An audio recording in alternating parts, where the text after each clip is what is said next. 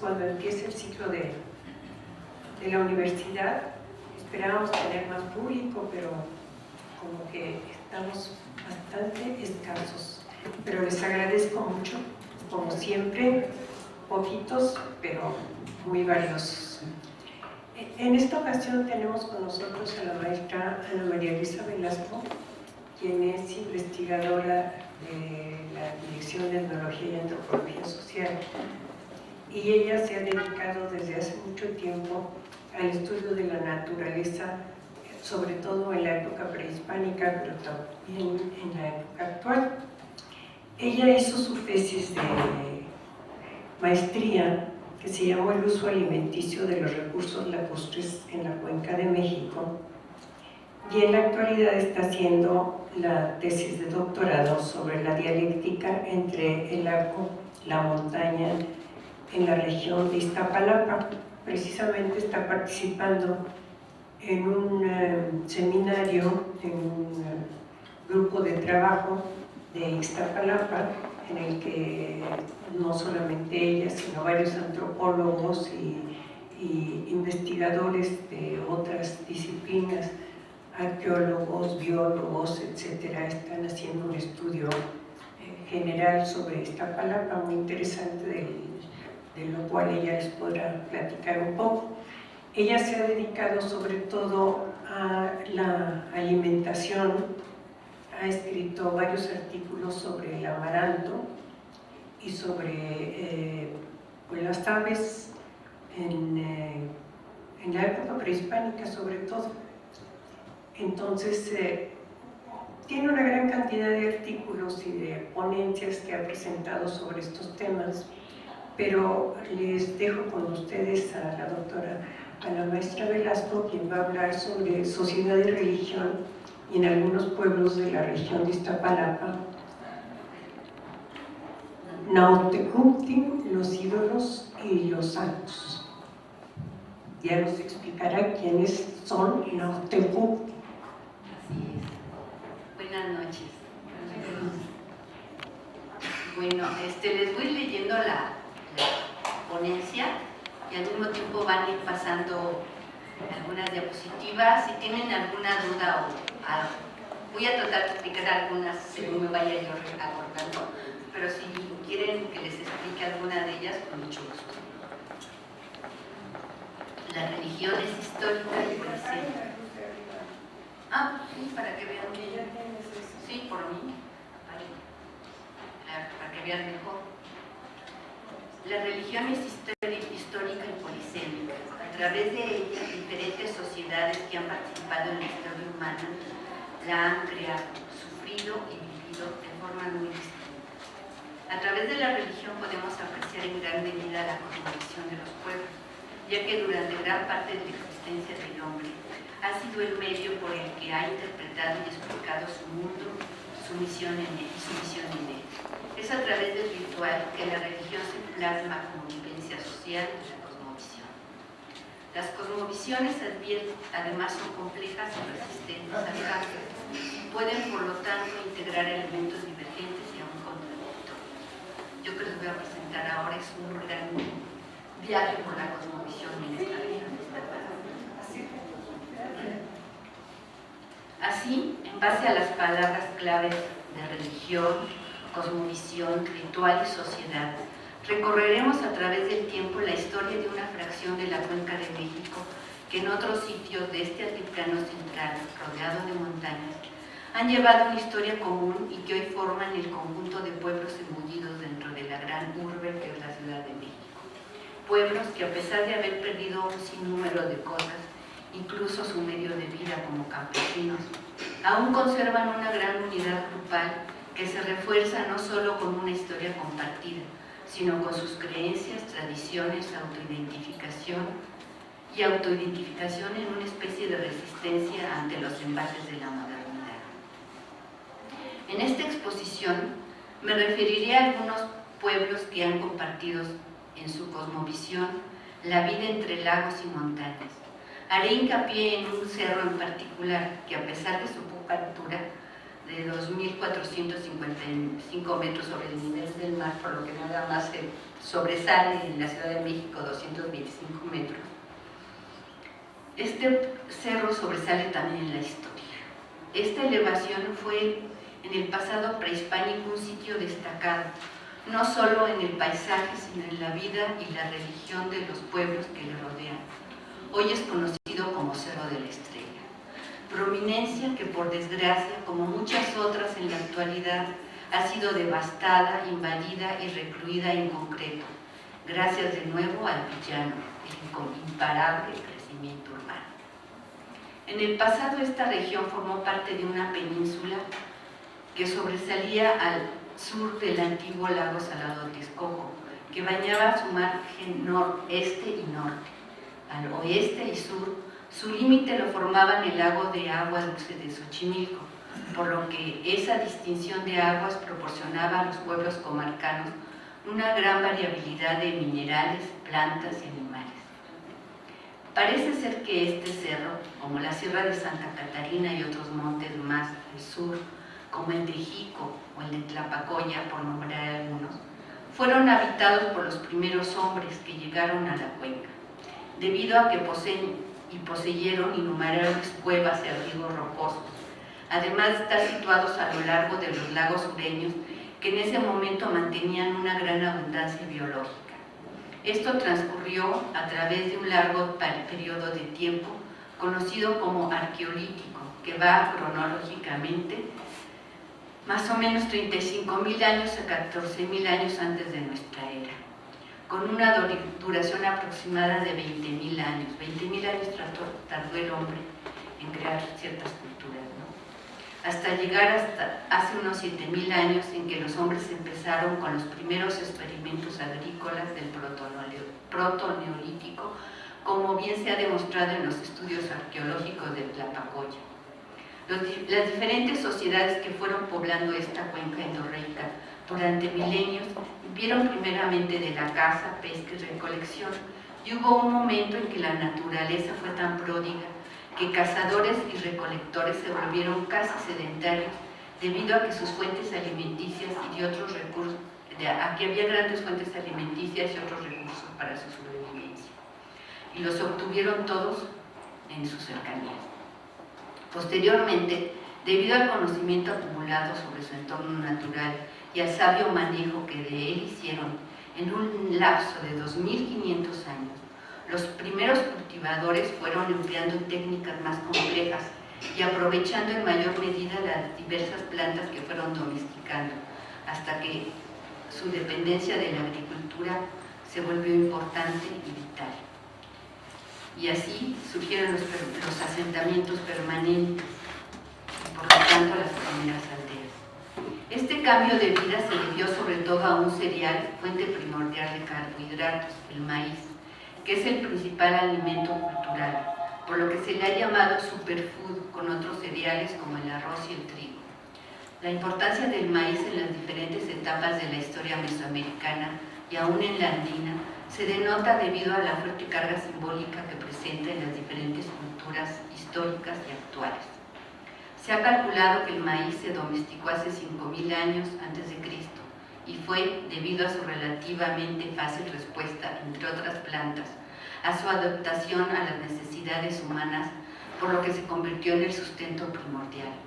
Esta interrelación milenaria hombre-planta de maíz se transmitió a los mitos de creación, en donde el hombre reconoce que está hecho de maíz, como sucede en los mayas, o que es el hálito de los dioses que los dioses transmiten al hombre para que le dé fuerza, como cuenta el mito náhuatl. En el Cerro de la Estrella se han encontrado Teocitle, que es el ancestro del maíz. Culhuacán y los Nautecuti.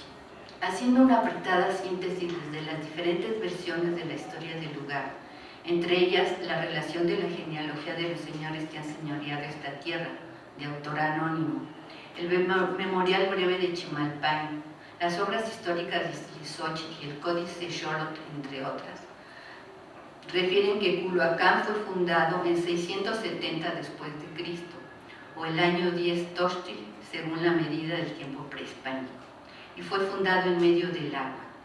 por los Chimeca Culhuaques según Chimalpain, y de acuerdo a Ixtlilxóchitl fue fundado por gente que venía de Tola. El nombre de Culhuacán es polisémico, puede significar varias cosas, entre ellas lugar torcido, lugar de los Culhua o lugar de los ancestros. Para el periodo del posclásico temprano, formó parte de una confederación de señoríos uniéndose con los dos Teutlatlatocayo, Tolan a la izquierda y Otompan a la derecha. Y posteriormente, en 1047 después de Cristo, después de la caída de Tula, con Cuautinchan y Azcapotzalco. Tlatocayome, típicamente suyuanas, como lo han nombrado López Austin y López Luján, a esta confederación de 3 capitales. Gran parte de la importancia de Culhuacán radica en que, como heredera de la cultura tolteca, la transmitió a otros grupos o tribus de proveniencia norteña, los chichimecas. Muchos de ellos, como en el caso de Xolotl y su grupo, cazadores recolectores que se fueron asentando en el territorio. Tal es el caso igualmente desde los mexica, que legitimizaron su herencia tolteca a través de sus ancestros culhuas, ya que los culhuas eran considerados los más nobles y los más cultos. Por ende, los mexicas con ese pretexto tuvieron el derecho de heredar las posesiones del antiguo imperio tolteca. En esa imagen se puede, que es el códice Xolotl, donde hay una curvita, una redondita, están unos personajes que tienen unas plantitas en la cabeza, son tules, que quiere decir que llegaron de Tula. Este lugar asimismo ha sido considerado como un reflejo de la antigua Hueyculhuacan, conocida también como Chicomosto, de donde según el mito fue el lugar de origen de varios grupos étnicos o tribus que se asentaron en gran parte del Altiplano Central. Culhuacán fue entre todos los pueblos de la región estudiada el más importante en la historia regional. Los otros lugares son Iztapalapa, Mexicalcingo, Huitzilopochtli o Churubusco. Los gobernantes de estas poblaciones junto con Culhuacán formaron para el periodo en que los mexicas dominaron la región y seguramente por presión de ellos, una confederación denominada Nautecutin, que podíamos traducir como 4 señores, que a diferencia de las confederaciones pasadas de Culhuacán, que fueron tripartitas, aquí el cambio importante fue a la que se aliaron los 4 Altepemi, formando esa coalición. Los Nautecutin, que como bien dice su nombre, fue una liga de 4 señoríos representados por 4 ciudades o altepemi, que en ese entonces, antes del siglo XVI, dependían de la gran ciudad de Tenochtitlan, que era la que llevaba la hegemonía en la región. Es probable que una de las razones de formar estas coaliciones entre distintas capitales es que al volverse estables, sin competir u hostilizar entre ellas, se convierten en generadoras de una transformación sociocultural, creando incluso innovaciones y dispersión de tradiciones, sobre todo ideológicas y artísticas, como sucede en la notoria evidencia arqueológica de las tradiciones cerámicas o en la instrumentación de nuevas tecnologías para la producción agrícola o la intensificación del comercio y la edificación de obras monumentales. Por ejemplo, la importancia de Culhuacán y su influencia político-cultural desde el punto de vista arqueológico se evidencia en la cerámica, pues esta ciudad se debe su distribución por toda la cuenca, sobre todo en el sur, de un estilo de cerámica denominada Azteca I, que incluso puede ser una variante del estilo coyotlatenco según el arqueólogo Jesús Sánchez, que trabaja en la zona. Su repercusión radica en que esta cerámica tipifica el periodo azteca temprano en la región, aunque en este momento los aztecas o mexicas ni siquiera ya habían llegado, en todo caso eran unos advenedizos, pero sin embargo Culhuacán se le ha puesto todos esos periodos azteca 1, azteca 2, azteca 3, azteca 4, que realmente es el mexica. Otra forma de evidenciar la proyección de Culhuacán y su importancia en la región es que tanto desde la información arqueológica como las fuentes escritas y los códices El emblemático y simbólico cerro, en cuyas faldas florecieron estos Nautecuti, tuvo otras denominaciones asociadas a la historia, la religión, los mitos y el poder. Al Cerro de la Estrella se lo nombró Huizachtepetl, Culuatepetl e incluso Mixcoatepetl. Todo esto dependiendo de la época a la que se acuda y de los grupos que a su vera se asentaron. Las primeras informaciones de códices y fuentes datan del Epiclásico, aunque hay información arqueológica que va más atrás del tiempo. Entre los primeros asentamientos en el Cerro de la Estrella, de acuerdo a mi maestro Jiménez Moreno, datan de la primera oleada de grupos chichimecas que llegaron a la cuenca. Según el mito, venía con ellos como guía Mixcoatl, quien fundó su ciudad en este Altozano. Mixcoatl, desde el punto de vista religioso, como Huitzilopochtli, Tezcatlipoca y como Quetzalcóatl, tienen sus avatares de hombres y dioses, y llegan a ser héroes, guías y númenes de diferentes etnias y grupos lingüísticos. Mixcoatl, junto con su contraparte femenina Iztapalapa, fueron las deidades chichimecas por excelencia. A este numen se le atribuye el haber hecho los primeros fuegos, y este cerro fue el lugar escogido entre los muchos que abundan en esta cuenca para la celebración de una muy importante ceremonia de los grupos prehispánicos, el Fuego Nuevo, que en el caso de los nahuas de la Cuenca de México era cada 52 años. Les voy a explicar un poco ese glifo del Códice Telleriano Remensis. Es el cerro que quiere decir Huizachtepetl. Se fijan, de este lado sale una plantita que es un huizache. Está la pirámide que aún se conserva en la cima del cerro, que tiene un símbolo del agua en la parte de arriba, porque también se hacían ceremonias al agua, y está en la base del cerro la ceremonia del Fuego Nuevo simbolizada. ¿Es casualidad que Mixcoatl escogiera este cerro para fundar su primer asentamiento en la cuenca? Seguramente no. Este monte al parecer fue de gran importancia desde mucho antes. Los teotihuacanos, por ejemplo, tuvieron allí significantes templos. Uno de ellos muy grande que se descubrió hace como 3 años, en la parte norte del cerro, en donde ahora, otra casualidad, se celebra la Pasión de Cristo en Semana Santa por los pobladores de Iztapalapa. Volviendo a la historia del dios guía Mixcoatl, dice el mito que fue muerto por su hermano que ansiaba el poder. En este cerro el hijo de Mixcoatl, Quetzalcóatl, para honrarlo, le hizo un templo. Por eso el cerro en algunos poemas es conocido como Mixcoatepetl. Suponemos que cercano a este tiempo, entre la llegada de los primeros culuas y el deterioro de la cultura teotihuacana, se construyó la pirámide que aún existe en la cumbre y que sus distintas etapas, entre 4 o 5, muestran la historia del templo al ser utilizado por diferentes grupos que habitaron la cuenca para efectuar un sinnúmero de ceremonias. Y es que este cerro, a pesar de ser poco alto, desde su cumbre se domina casi toda la panorámica de la Cuenca de México.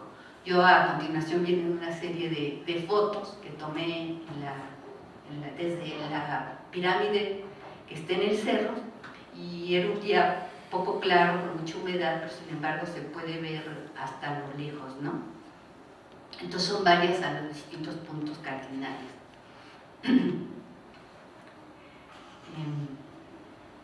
De esta panorámica, la gente que vivía cerca de Tepeyaca, Capotzalco o de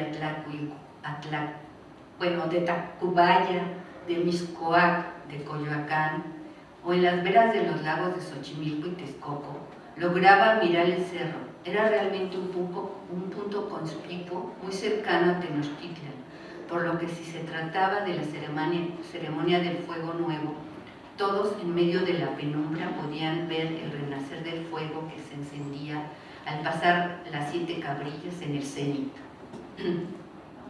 Así, los pobladores de la cuenca podían descansar tranquilos al saber, por esta llamarada, que el mundo no desaparecería y el curso del sol no se detendría, ya que el pueblo hegemónico, los mexicas, en ese momento aún tenían el favor de los dioses para señorear sobre todo el mundo. Una de las características de los 4 poblados que comprendieron los Nautecutin fue que estaban enclavados en la ribera de los lagos y dentro del lago.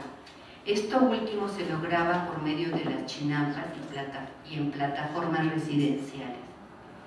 En Mexicalcingo, esto se ha comprobado recientemente. Hay autores como el arqueólogo Ávila que considera que la unión de estos 4 señores es más antigua, aún antes del dominio tepaneca.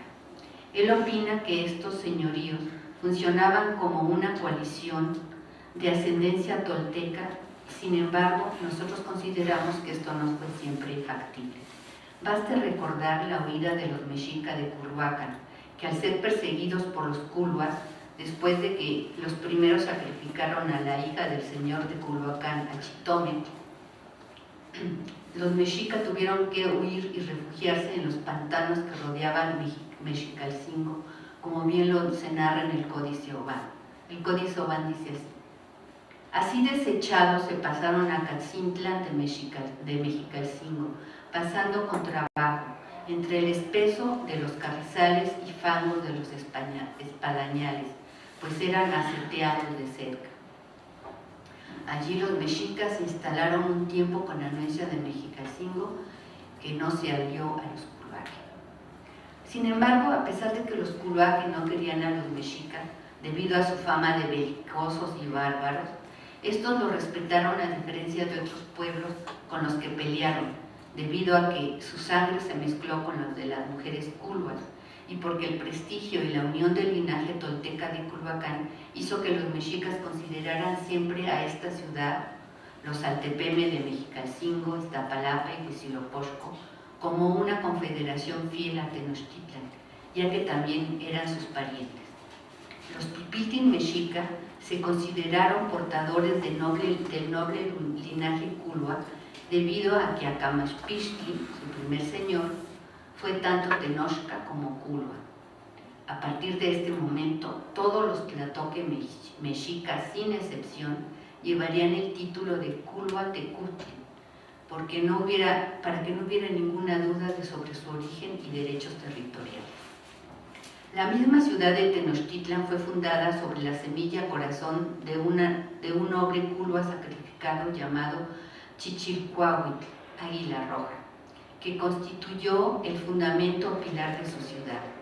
También en el Códice Obán se refiere: lo metieron dentro de su altar como sirviéndole de corazón, lo cual funcionó simbólicamente también como vínculo con la estirpe tolteca que proviene desde Tula a través de Culhuacán. Los mexicas, para mantener el control y llegar a ser el pueblo hegemónico que la historia conoce como los culhuas, continuaron con la antigua tradición también de establecer alianzas triples o Excan-Tlahtolaya. Sin embargo, a diferencia de los señoríos que les antecedieron, fundaron o tal vez retomaron este sistema cuádruple de señoríos al tener bajo su custodia a los Nautecutin, pues su liga y dominio a estos les dio un nuevo orden, un nuevo desarrollo y sobre todo el predominio estratégico sobre los pueblos sureños asentados en los lagos australes. Esto se logró plenamente durante el reinado de Izcóatl, en 1424 más o menos, quien colocó al mando de estas 4 ciudades a los Pipiltin, pertenecientes a la dinastía Tenochca, y cuya coalición con sus parientes garantizaban en esta parte de la cuenca una estabilidad política y una transformación económico-social. Iztapalapa, a partir de esta época, y no Culhuacán, tuvo la posición política más relevante entre los Nautecutin y el resto de los Altepeme y Chinampaneca, ya que el mismo Xcoatl creó en este lugar su propia dinastía, no solo de linaje culhua, sino también mexica, al designar a su hijo Cuitláhuac I como gobernante de Iztapalapa, y el prestigio fue tal que luego Cuitláhuac II, o el Mozo, sustituyó entre todos los señores mexicas a Motecuzomatzin Xocoyote como Huitlatuani Tenochca, al morir asesinado de una pedrada cuando era prisionero de los españoles. Por desgracia, luego Cuitláhuac II murió de viruela a los pocos meses. La situación, pero a él se le debe el triunfo de la Noche Triste, por ejemplo. La foto anterior hay sí. dos manchitas blancas. La de la izquierda en la isla es Tlatelolco. ¿Acá? En la isla de los... Ah, sí, sí. Sí, una es el templo mayor, la más grande, y la chiquita es en la parte de Tlatelolco. Y hasta allá, en esa peninsulita que sale en medio del lago, es la península de Iztapalapa, allá del lado izquierdo. Ahí yo creo que el que hizo eso exageró con las calzadas, porque se suponía que eran 3 nada más, ¿no? Y aquí le puso un chorro de calzadas, pero realmente, por ejemplo, debe estar la de Tacuba, la que va a la villa y la que iba a Iztapalapa y que se dividía para ir a Coyoacán también. Pero bueno, pues esa es parte de que hay que leer las fuentes con más cuidado, ¿no? Ay, ya se me olvidó dónde sí. Sí, bueno, ese ya fue también otra adenda. El arqueólogo Ávila apunta que en los siglos XV y XVI, un párrafo antes. ¿Párrafo antes? La situación geográfica.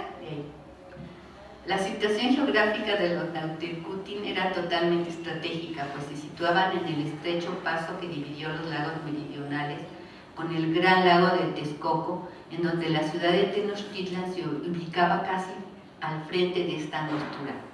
Mientras Mexicalcingo, Iztapalapa y Culhuacán estaban asentadas, como se ve en este lado, y Huitzilopochtli estaba en el otro lado. Son los 3 cuadros grandes, uno es Iztapalapa, el que sigue es Mexicalcingo y abajo Culhuacán. Y de este lado otro cuadro, que dice Coyoacán, se supone que es Churubusco o Huitzilopochtli. Entonces esta situación estratégica era muy importante porque ahí controlaban el paso acuático del sur al norte, además de que vigilaban toda la parte sur y la regulación de las aguas a través de los diques, calzadas, albarradones y compuertas construidas bajo la égida del Tlatocayote mexica.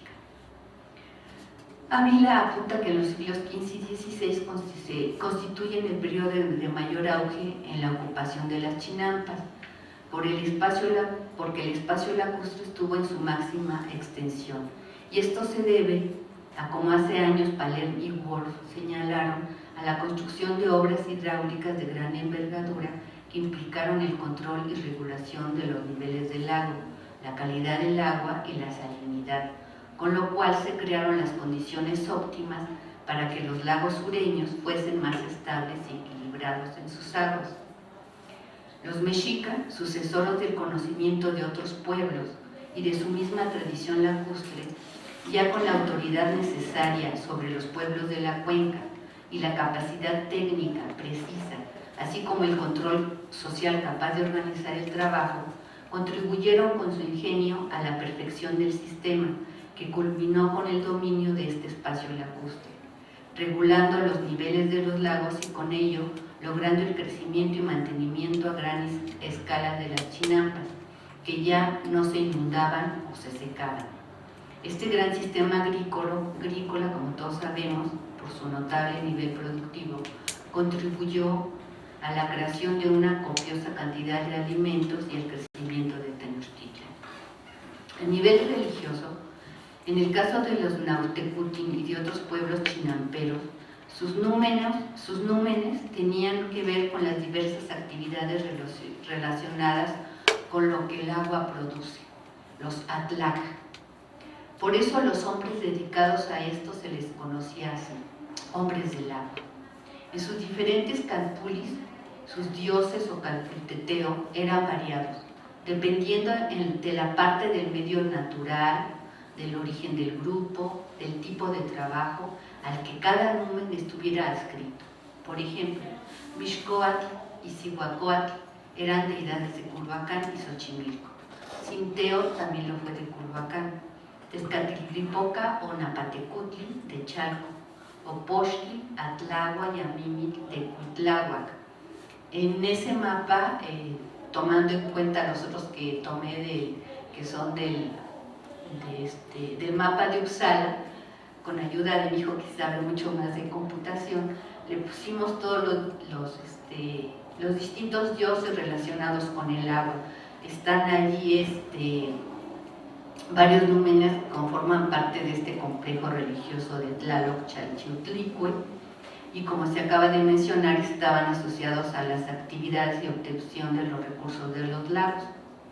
Entonces, no sé, por ejemplo, hay una deidad ahí que están, aquí el que está más abajo es Opochtli, que es el dios de los pescadores y que les dio las herramientas a los pescadores para pescar y usar sus canoas. Luego está, arriba la diosa del lago Chalchiutlicue, y de los dos lados, dentro del lago, uno es el dios de la cacería, con flechas, y el otro es el dios del agua. Abajo abajo de la pirámide, del cerro de la estrella, está Mixcoatl, y el que está ahí como negrito en el parte del agua es el dios de las Napantecutli, que era el dios del tule y de las juncias y todo eso. Bueno, Tlaloc, Chalchiutlicue, todos eran dioses lacustres, pero también hay que mencionar que Mixcoatl, Tezcatlipoca y Tlaloc también eran dioses de las montañas. Luego, bajo la nueva religión proveniente del Viejo Mundo, con el cristianismo, estos númenes fueron transmutados por santos diversos como Santa Bárbara, San Pablo el Ermitaño, la Santísima Trinidad o San Lorenzo, por nombrar algunos, y como detallaremos más adelante. A los Nautecutin se les impusieron los santos tutelares de los 4 evangelistas, posiblemente como una alegoría a la firme unión que tuvieron antes de la conquista, y que en el catolicismo estos son considerados tetramorfos, o sea, como 4 símbolos de un fuerte significado teológico y que sirvió en los albores de la época colonial para mantener su relación tributaria de mano de obra con la nueva Ciudad de México. Lo que pudo pervivir en la antigua religión prehispánica después de la labor misionera católica y bajo la vigilancia de la corona española fueron las creencias y rituales relacionados con la vida cotidiana y la naturaleza, sobre todo en lo referente a la agricultura y la fecundidad. La antigua ideología proveniente de las creencias relacionadas a la religión oficial mexica, de la nobleza y de los altos sacerdotes, la religión de Estado, fue sustituida por la nueva religión que profesaban los misioneros franciscanos y el gobierno novohispano, que al poco tiempo se incrementó y se contradijo en varios aspectos religiosos y teológicos, lo que debió confundir más aún a los indígenas. Y esto fue por el advenimiento de las catequesis dominica y agustina, por lo que se creó toda una miscelánea de creencias sobrepuestas, reinterpretadas y resimbolizadas, que fueron conformando la nueva religiosidad indígena, en donde el entorno, tanto natural como sobrenatural, siguió teniendo un papel preponderante, pero que se acondicionó a la visión religiosa y social de la nueva organización hispana. Así, surge una religión sincrética en donde subyace una relación de poderes que se enfrascan en una lucha constante: las creencias indígenas, que no pierden el contacto con el mundo que les rodea, y la religión del clero español. Es toda una amalgama o conjunción con lo pagano y con lo cristiano. Así se va gestando desde inicios de la colonia la religión indígena y mestiza, desde su propia perspectiva interpretativa, enfrentándose a veces, negociando otras o efectuando continuos acomodos con la Iglesia oficial. El sincretismo surge en la Nueva España como una síntesis, pero nueva, siendo el resultado de una interacción dialéctica de los dos sistemas en contacto. Como opina Luis Maldonado, la creencia o el rito de uno de ellos es reinterpretado por el otro, o los dos se reinterpretan recíprocamente. En la zona estudiada Se crean nuevas administraciones políticas y religiosas. Algunos pueblos intentan congregarse por parte de los españoles para así facilitar mejor la instrucción religiosa y la recolección tributaria. A pesar de que los Nautecutin fueron dados por Cortés a la Ciudad de México para sus propios, junto con Cuitláhuac y Mixquic, al poco tiempo son convertidos en encomiendas. Culhuacán fue otorgada alrededor de 1525 a Cristóbal de Oñate, que se conservó por más de 40 años y luego pasó a sus herederos. Es hasta 1659 que pasa a ser parte de la corona. Huitzilopochtli fue encomendada a Vázquez de Tapia y aún para 1688 funcionaba como encomienda privada. Iztapalapa fue pugnada ante la corona por la Ciudad de México, ya que ésta se consideraba su poseedora, debido a la otorgación de propios que había hecho Cortés. La ciudad era el encomendero corporativo de la comunidad, pues esta utilizaba la mano de obra de Iztapalapa, recibía sus tributos, designaba y pagaba el salario del clérigo también, y sin embargo en 1582 también pasó a ser parte de la corona. Mexicalcingo fue corregimiento bajo la segunda audiencia, así en 1530 era parte de la corona. Este poblado, junto con San Mateo, Huitzilopochtli y San Lucas Iztapalapa, en un principio tuvieron la instrucción religiosa por parte de los franciscanos, mientras que Culhuacán se construyó por parte de los agustinos el convento de San Juan Evangelista. En 1770 los franciscanos fueron separados del clero secular en esta zona, lo cual implica una forma muy diferente a como el clero secular daba la catequesis distinta a la regular, y eso también confundió a la población indígena. Durante el periodo colonial, los pobladores de nuestra región siguieron explotando sus recursos tradicionales, pues cerros y lagos siguieron proveyendo con sus múltiples recursos de las ciudades aledañas, sobre todo en la Ciudad de México. Unas veces con sus tributos o como asalariados, como sucedió con un nuevo modo de explotación del salitre que fue utilizado para la fabricación de pólvora. Los recursos lacustres continuaron su importante papel en la alimentación colonial de la cuenca, así como también fue abastecedor de pastos para el ganado y también de piedra para la construcción, ya que la zona cuenta aún con diferentes tipos de canteras, tanto en el Cerro de la Estrella como en la Sierra de Santa Catarina. Hoy es famoso en el paisaje de la región la silueta devastada del Cerro de Tezonco o Yaguariuqui, que es el que está hasta el fondo, el más chiquito, así como el del gran agujero del Peñón del Marqués o Peñón Viejo, debido a que fueron excesivamente explotados, al proporcionar gran cantidad de tezontle a las necesidades constructivas de la ciudad. La religiosidad de los pueblos. Así como durante la época prehispánica, los dioses patronos de los pueblos en su mayoría fueron relacionados a los lagos, cerros y a las actividades productivas de los habitantes de la zona. En la época colonial y aún en la actualidad, muchas de las imágenes de santos, vírgenes y cristos tienen cierta afinidad y correspondencias al medio ambiente, a las actividades y a las tradiciones de las poblaciones. Es como si la iconografía de las imágenes religiosas impuestas por los evangelizadores en contextos indígenas hubiera sido leída desde otros parámetros culturales, dando lugar a una interpretación india de dichas imágenes. Se puede decir que existe una especie de forcejeo de creencias que se manifiestan, como opina Grushinsky, en una guerra de las imágenes, las de los antiguos dioses y los del nuevo santoral. Ambos grupos fueron y son considerados como personajes o seres dinámicos que están presentes en su cobertura.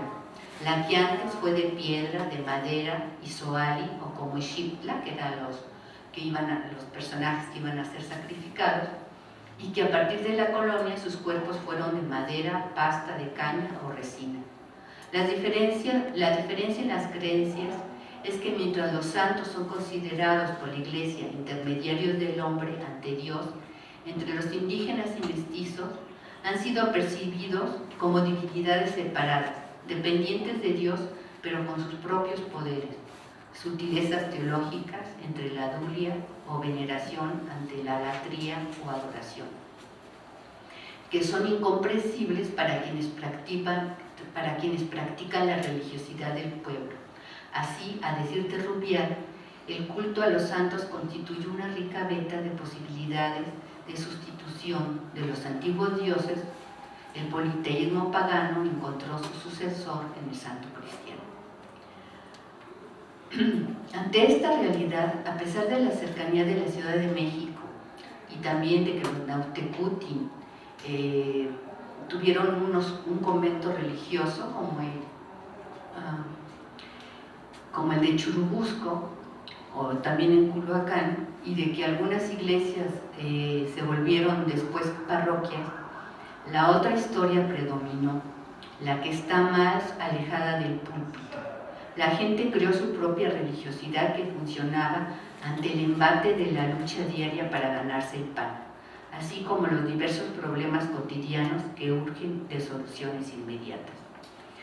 Antes, de alguna manera, se solucionaba con ayuda de los antiguos dioses, y luego sus funciones recayeron en los nuevos santos, y como con los anteriores, el santo es el personaje central en la vida del barrio o de la comunidad. En esta nueva religiosidad, los santos no tienen una gran distinción. Todos son genéricamente referidos como santos o santas. En el caso de los personajes femeninos, casi todos son llamadas vírgenes. Yo he encontrado que, por ejemplo, en la Magdalena, pues sabemos que la Magdalena había sido prostituta. En muchos lugares, en el pueblo de la Magdalena de la Jusco, en la Magdalena en Iztapalapa, le dicen virgen también a la Magdalena. En el caso de Ramiro Gómez Arzápalo, opina que evidentemente esto no proviene de la enseñanza clerical, que insiste en los niveles de veneración con las referencias a la latría, dulía e hiperdulía. Más bien responde a una incorporación local que estos pueblos han hecho de sus imágenes a su contexto cultural, resignificándolas, conservando una coherencia con la tradición religiosa ancestral y conviviendo en mayor o menor medida con la religión oficial. La diferencia solo es notable cuando se trata del santo más venerado de la región y que muchas veces merece un santuario, como sucede con la Virgen de Guadalupe o con el Señor de Chalma. Pero hay santos locales que también destacan. En nuestra región están los santos patronos de los pueblos y de sus múltiples barrios a los que se les festeja en su día a través de una organización social de grandes redes de solidaridad y reciprocidad, conocidas primero como cofradías, luego sistemas de cargos, mayordomías y últimamente como sociedades. Entre este gran grupo de santos destacan dos Cristos yacentes o santos en tierra, considerados muy milagrosos: el Señor de la Cuevita o San Salvador en Iztapalapa y el Señor del Calvario o también San Salvador en Culhuacán. Imágenes muy parecidas en las que destaca su notorio color oscuro y sobre todo el haberse aparecido en cuevas. Cristos que de cierta manera compiten para obtener la veneración en la zona. Hispanoamérica, opina Grushinsky, es la tierra de los sincretismos, en donde destaca, como hemos visto, la función que cumplieron las imágenes cristianas en el proceso evangelizador. Lo que no mencionamos es que los mismos sacerdotes fomentaron este culto. Después de arduos encuentros y discusiones, entre ellas debido a la marcada vocación idolátrica de los indígenas. Sin embargo, en el primer concilio mexicano, los mismos sacerdotes favorecieron el culto a los santos, los patronos de las iglesias y de los pueblos, así como el culto a la Virgen en sus diversas vocaciones. Por eso, hemos insistido en que el espacio saturado de ídolos fue sustituido por el nuevo espacio de los santos. Los pueblos indígenas reaccionaron ante las imágenes mediante incesantes maniobras de apropiación individual unas veces y otras colectivas. Esto se hace evidente en Iztapalapa, en que algunos santos epónimos de los barrios se les asoció con parte de los recursos naturales a los antiguos oficios y a los antiguos oficios de los habitantes de la región. Algunas de estas manifestaciones se han dado en algunos barrios de esta población. En el barrio de San Pedro, este santo no solo funge, como lo conocemos en la hagiografía, como patrón de los pescadores, sino que también se le asocia a la lluvia, pues como dijo un informante, es el que da agua, es el que abre las llaves del cielo. Otro barrio es el de San Pablo el Ermitaño, que en Iztapalapa se funde con Pablo el Simple, el cual según el santoral era conocido por ser el que teje y desteje cestos. Y se le confunde también o se le asocia con San Antonio Abad. En esta zona los lagos eran prolíficos en todo tipo de tules y juncias que se utilizaron en cestería y en la creación de petates y asientos equipales. Por otro lado, en la región es notoria la producción de sal y de salitre, por lo cual creemos que esto influyó en la elección de Santa Bárbara, la mártir de Heliópolis, como patrona de otro barrio. A esta santa se le agrupa con Santa Catalina de Alejandría, que es la patrona de los albañiles y canteros, de los juegos pirotécnicos, la pólvora y los salitreros. La Virgen del Carmen no tiene barrio, pero hay una gran devoción hacia ella en su fiesta el 16 de julio. Allí acuden todos los dos medios pueblos de Iztapalapa en su festividad. Los medios pueblos nada más se unen en tres festividades, en la de la clásica de la Pasión, en la de San Lucas y en esta de la Virgen del Carmen, ahí también cuando van a la villa,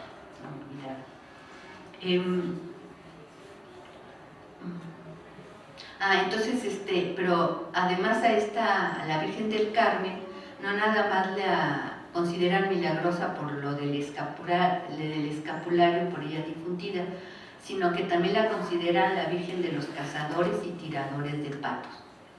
En el caso de los dos Cristos más venerados de la región, no es casual que hayan aparecido en cuevas y que sean imágenes de Cristo, ya que los agustinos, como dijimos, promovieron desde su llegada a la Nueva España su culto, que de acuerdo a Grushinsky, los agustinos dieron un nuevo significado a los sitios al propagar los milagros del crucifijo. Esto también sucedió en Chalma. Como ya mencionamos, esta orden mendicante fue encargada de suministrar la doctrina cristiana en Culhuacán, donde construyó un convento muy cerca de la cueva donde se cree apareció el Señor del Calvario, por lo que se puede pensar que ellos participaron ideológicamente en su aparición. Luego, la gente de Culhuacán reinterpretó esta imagen con su fundamento simiente prehispánica, introduciéndola en la nueva religión. Su origen, según cuenta la tradición oral, se debe a que unos canteros que recorrían en sus andazas el Cerro de la Estrella vieron un gran resplandor que salía de una de las tantas cuevas que tiene este cerro, como más de 100 más o menos. Cuando penetraron en ella encontraron al Cristo yacente, al cual luego de varios años le construyeron su santuario. A esta imagen se le venera varias veces al año, pero su fiesta principal es durante toda la semana en que cae Corpus Christi, ya que los 11 barrios que conforman el pueblo de Culhuacán quieren festejarle al por mayor. Por esto, en honor al santo, se le han creado una serie de alianzas, compadrazgos, deberes y rivalidades entre todos los barrios, ya que cada uno quiere venerarlo lo mejor posible. Esta red de sistema de cargos ha creado a su vez un sistema social complejo alrededor de la imagen, a la que consideran su santo patrón, a pesar del que impusieron los españoles, que fue San Juan Evangelista. Gran parte de la vida de toda la población gira alrededor de sus festejos. Por ejemplo, no debe y nunca falta a la fiesta de ningún barrio. Siempre debe estar presente en las diferentes festividades patronales y debe oír misa en el barrio que visita. Es así que si va uno a Culhuacán, a veces el tránsito se congestiona, ya que constantemente hay procesiones que llevan la Santa Imagen por todo el territorio culhuacano. El Señor de la Cuevita es un caso similar, solo que la imagen original ya no sale de su santuario. Esta imagen tiene una gran interrelación con el Señor de Tepalcingo, poblado del estado de Morelos, región que también tiene gran influencia agustina y también donde se influye mucho el Cristo de... ¿a dónde fuimos, Yolotzin? Bueno, el Cristo del Estado de México, está cerca de Malinalco. Chalma, sí. Todos ellos están encadenados, todos estos Cristos, de una manera increíble, ¿no? Bueno, respecto a este culto, que es la apuesta de evangelización cristocéntrica agustina, dejó honda huella en estos pueblos que hasta la fecha, como en el caso de Morelos, venera a gran cantidad de Cristos, cada uno con sus atributos y fecha de fiesta propia. Estos santos y otros barrios y pueblos dan lugar a que bajo su culto haya una alianza entre los fieles, lo que posibilita una gran cohesión e identificación entre ellos, su patrono, el lugar en el que habitan y su entorno. Las dos apariciones de los Cristos yacentes en cuevas me llevan a plantear ciertas hipótesis aventuradas posiblemente de ciertos antecedentes prehispánicos relacionados a las cuevas y que les sirven de articulación para esta posible resignificación religiosa. No las precisaré completamente, pues aún falta más reflexión al respecto. Sin embargo, a grandes rasgos, no debe perderse de vista que la importancia del Cerro de la Estrella ha permanecido en el imaginario colectivo de los pueblos de la región. Su peso luminoso se ha mantenido por siglos y ha influido en su religiosidad actual. Este cerro ha sido un sitio de culto en continua reelaboración, por lo que la misma sociedad le atribuye su carácter sagrado, lo que se demuestra porque en su vera se han construido santuarios para integrarlos al catolicismo. En él y en sus poblaciones adyacentes se hacen procesiones y representaciones religiosas, como la Pasión de Cristo, pero que no solamente se hace en Iztapalapa, sino la hacen otras en el mismo cerro.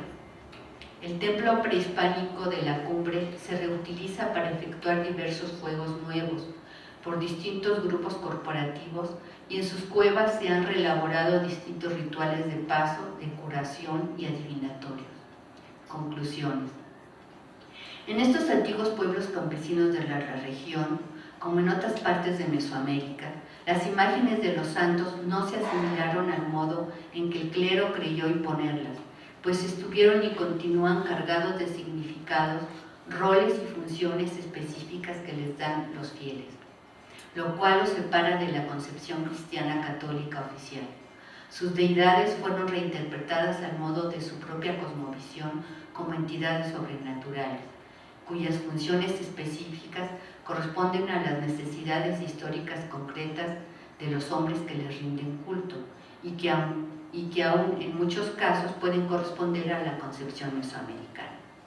Santos, Cristos y vírgenes son una adaptación ya reformulados que se relacionan a su antiguo medio natural, a las antiguas costumbres y formas de vida.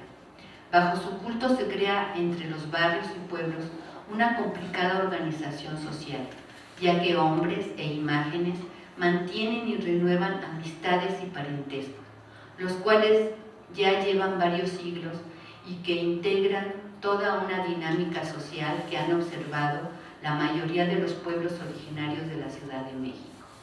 Estas poblaciones, a pesar de formar parte de esta gran urbe, mantienen una gran vitalidad cultural reconocible a partir de la celebración de sus propios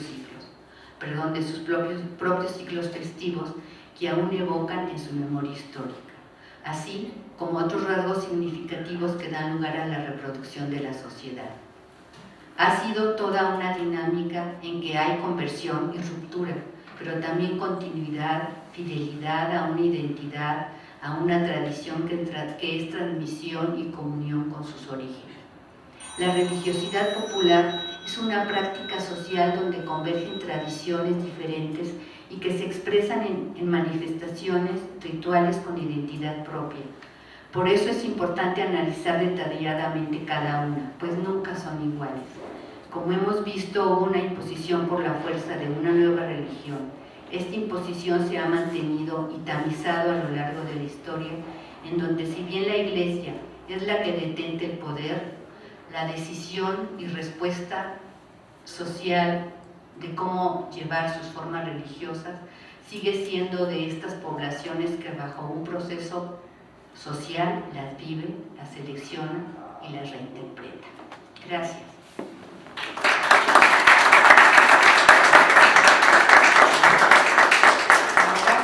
¿Alguna duda, alguna pregunta, algún comentario? Sí, por allá atrás, una mano. Hola, buenas noches. Desde luego que Tenochtitlan finalmente es el punto de mayor desarrollo a la llegada de los españoles, y desde luego también que, bueno, están ahí, aunque estén abajo del cemento, los grandes templos y todo esto.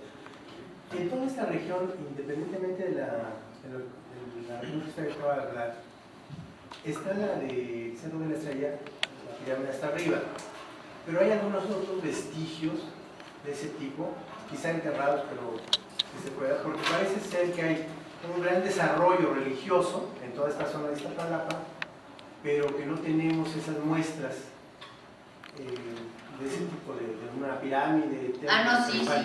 Hay todo un ciclo prehispánico de un paisaje ritual. La villa, el cerro que hay en la universidad, se llama, no me acuerdo, el Zacatepetl, se llama Zacatepetl, el cerro del Judío, que su nombre era Mazatepetl, y otros cerros. Arriba tienen vestigios prehispánicos, algunos de templos. Hay un cerro muy importante que está cerca de Texcoco, que es el cerro del dios de la lluvia, donde se llevaban niños a sacrificar hasta allá arriba para pedir lluvia, y todavía desde la foto aérea se ve toda la parte que era la plaza donde estaba el templo donde se hacían los sacrificios.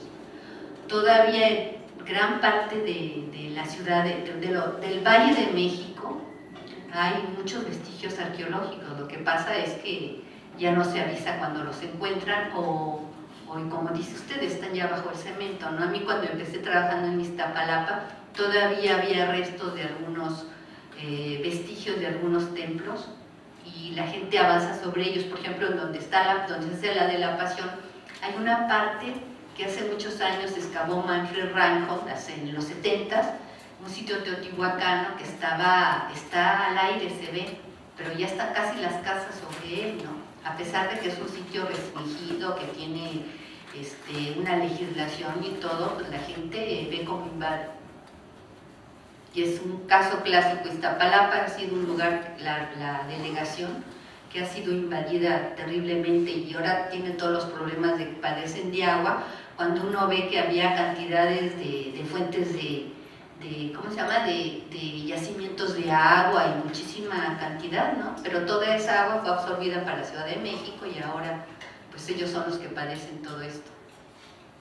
¿Alguna otra pregunta o comentario? Bueno, pues muchas gracias y todos los esperamos el próximo miércoles, ¿no?